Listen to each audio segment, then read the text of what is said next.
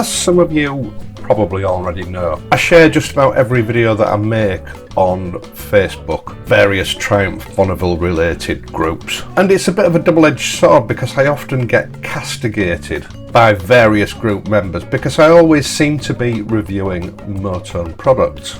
Now, in reality, it's not a widespread thing. It's often sort of 5 or 6 of the same individuals each time, plague you on one group for a while, and then it seems that the group admin blocks them, and then they start plaguing you on another group for a while, and this vicious cycle goes on and on. Now, I often try to explain to people why this is the case, and the initial and most simple answer is that most custom parts manufacturers only have a small range, and in comparison Motone's is huge, and it's still growing. Now, a lot of those manufacturers who wanted to participate with me in reviews, I've already done most of the relevant parts that they make. I do have something like 215 videos up on here now. So it stands to reason that with Motone's ever-growing collection of parts, I'm going to continue to review new products for as long as they're coming out. And the other thing is quality. And I think today's review item is a typical example of why I often choose to fit Motone parts over other manufacturers' parts. Now, don't get me wrong, I'm not criticising other manufacturers. What I'm saying is, I know what I like, and I only put on my bike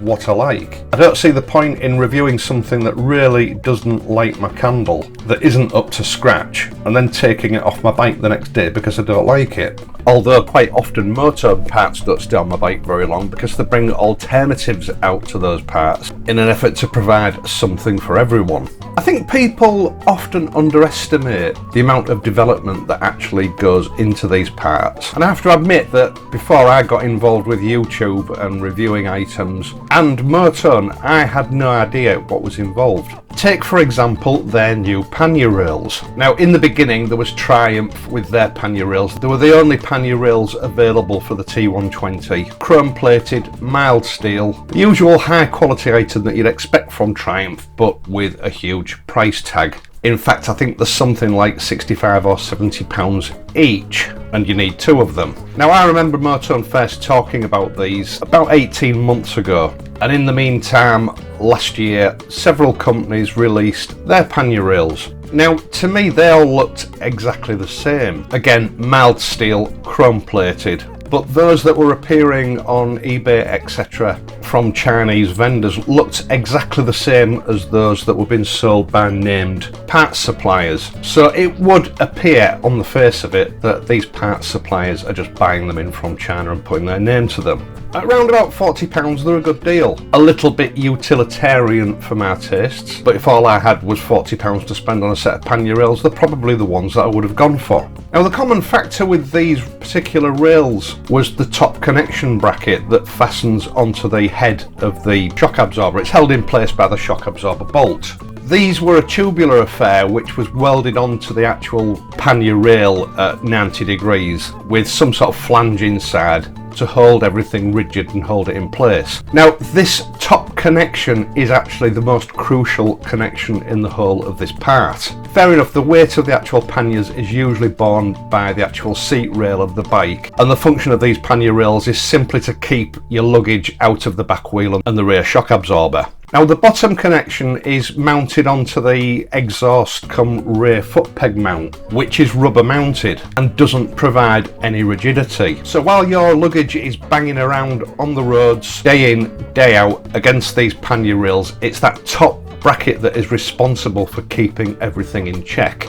And it is put under a lot of stress and strain. Now, Triumph chose to use an investment cast bracket, expensive, and probably part of the reason they charge so much for those particular pannier rails. But the Chinese manufacturers had used this other method of a tubular flanged bracket as I've described. It will do the job, but Motone recognised that it wasn't ideal. It's a potential weak spot in the whole construction of this part. And if it fails, or when it fails, that's where it'll fail. Now, the consequences of a failure like this so close to your rear wheel don't really bear thinking about. So first, Motone experimented with using a flexible bracket, something that was less likely to break but would allow some flexibility. This wasn't particularly successful. They considered using a thicker bracket so that it could still be flexible but would have more rigidity, but at this point they had a long hard think about it. What they'd been aiming to produce was something that price-wise could compete with the cheap Chinese rails.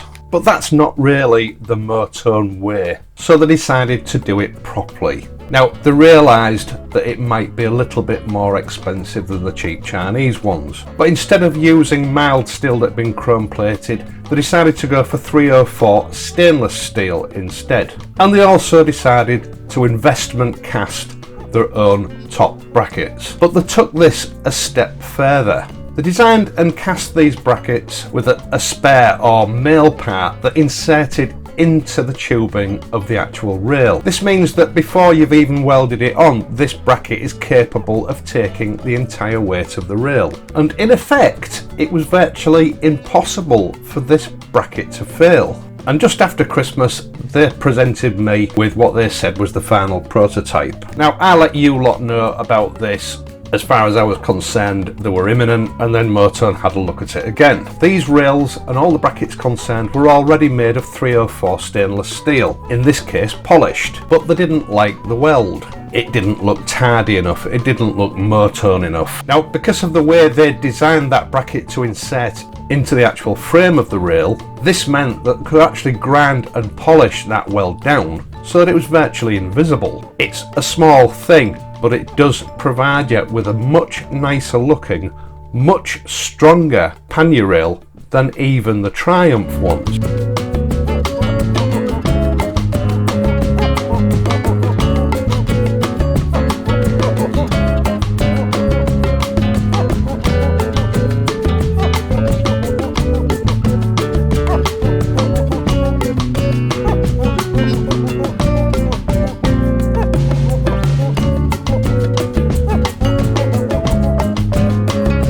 So in answer to all those questions that I get on Facebook, this is why I do a lot of Motone stuff. This is why I prefer Motone stuff. If a job's worth doing, it's worth doing right. And that seems to be Motone's motto with everything that they do. I know there's a lot of people have been waiting for these rails and they've been a long time coming, but there's also been a lot of hard work, a lot of investment and a lot of development put into producing some pannier rails that, in my opinion, are the best on the market, and I'm even including Triumph rails in that. Unlike the rest, these are 100% 304 stainless steel. These particular ones are polished, but in due course Motone will also be releasing some black powder coated versions. They're also developing some for the bobbers. Motone tell me that this particular version will fit the T120, the water-cooled T100 and the Street Twin. Now, price wise, they're about half the price of the Triumph ones, and yet the £20–30 dearer than the cheap Chinese ones, but I know which ones I would rather have. I think they have a limited batch of these available on Motone's website now, and I'll leave a link in the video description down below. Once again, thanks for watching. I hope you found this video informative and that you've enjoyed it. If you have, please leave a like and subscribe to this channel. I'll be back on Friday where I think we'll be looking at some photography equipment. So until then, ride safely and I'll see you soon.